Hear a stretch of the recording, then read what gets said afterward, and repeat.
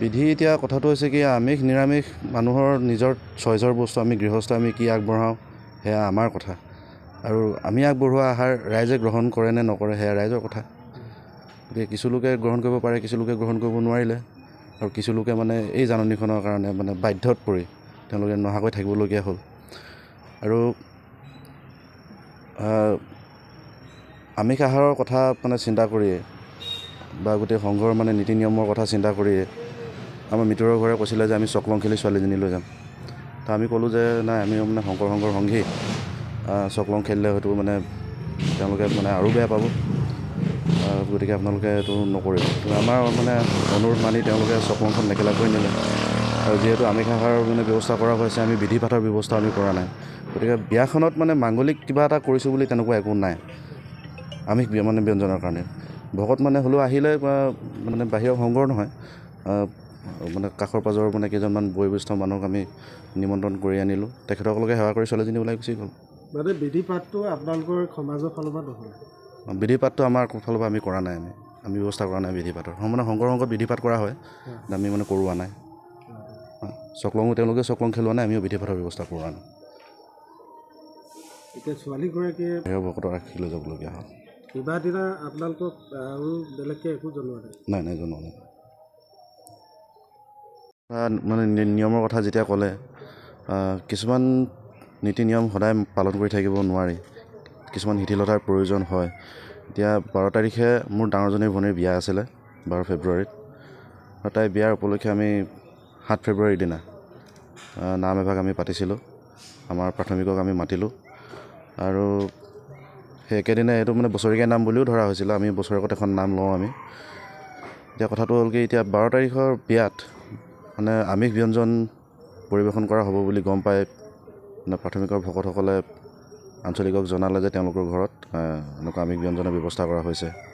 গতিকে ভকত 3জন আহিলে আমাৰ ঘৰলৈ আহি পিনি জনালে যে মানে যদি আপোনালোকে যদি এনেকৈ যদি কৰে হয় আমি আপোনালোকক এৰিব লাগিব নহ'লে গোটেই প্ৰাথমিকখনকে আঞ্চলিকে এৰি পেলাব তো আমাৰ কাৰণে আকৌ প্ৰাথমিক এখন মানে আঞ্চলিক এৰি পেলোৱাটো সমীচীনটো নহয় সেইটো কাৰণে আমি ক'লোঁ ঠিক আছে আমি মানে যিহেতু যা যোগাৰ হ'লেই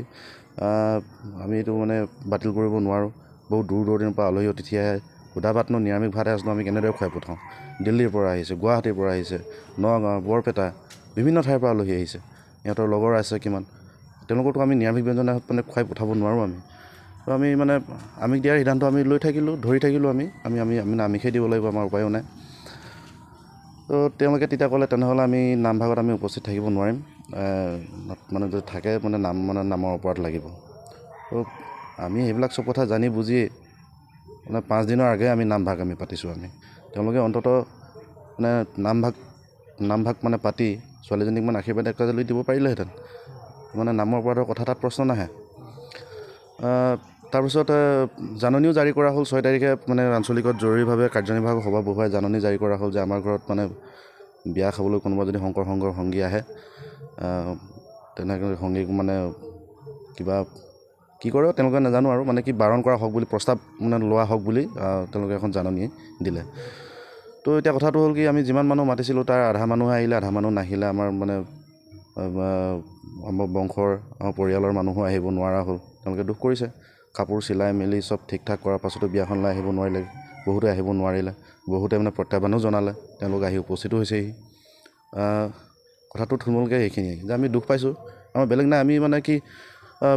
বহিষ্কাৰ আমি হ'ম বুলি আমি জানো আমি এবছৰৰ কাৰণে আমি মানে সেইটো কাৰণে নামভাগত আমি জনালোঁ সেইদিনাখনেই জনালোঁহেঁতেন মানে ৰাজহুৱাকৈ জনালোঁহেঁতেন আমি যিহেতু আমি মানে মানে আমিষ আহাৰৰ ব্যৱস্থা কৰিছোঁ গতিকে আমি অপৰাধী হ'ম দোষী হ'ম গতিকে আমি এবছৰৰ কাৰণে আমি নিজে আমাৰ শাস্তি আমি মূৰ পাতি ল'ম বুলি আমি সেইদিনাই আমি মানে চিতাং কৰি থৈছিলোঁ দুখটো সেইটোৱে যে নামভাগত নাহিলে আৰু বিয়াখনত মানে নিজেও নাহিলে আৰু মানে আমাক মানে পৰিয়ালৰ মানুহকো নোহোৱা কৰি পেলালে হয় আমাকতো বহিষ্কাৰ কৰা হ'ল এতিয়া আমি পৰমানন্দ আতা কেন্দ্ৰীয় প্ৰাথমিক শাখা আপোনালোকৰ যিখন বিবাহ অনুষ্ঠিত হৈ গ'ল বিবাহখনত আপোনালোকৰ প্ৰাথমিকৰ কোনো মানুহে নাহিলে আহিব নোৱাৰে তেওঁলোকতো বাৰণ কৰা হৈছে প্ৰস্তাৱ লোৱা হওক বুলি জাননীখনতো নিৰ্দেশ দিয়া হৈছে গতিকে প্ৰাথমিকৰ মানুহ আহিব নোৱাৰিলে আপোনালোকৰ এতিয়া বিয়াখন হৈ গ'ল সুকলমে হৈ গ'ল কিন্তু আপোনালোকৰ এবছৰৰ কাৰণে তেওঁলোকে বহিষ্কাৰ কৰিছে হয় কি খাদ্য সম্ভাৰ দিছিলে? খাদ্য আমাৰনো কি থাকিব, ছাগলী মাংস থাকিব, মাছ থাকিব, আৰুনো কি, সেইখিনিয়ে। পনীৰ আছিলে। যিহেতু বিবাহ এখনত সেইবিলাক বস্তু ব্যৱহাৰ সাধাৰণতে ব্যৱহাৰ কৰা হয়েই। গোটেই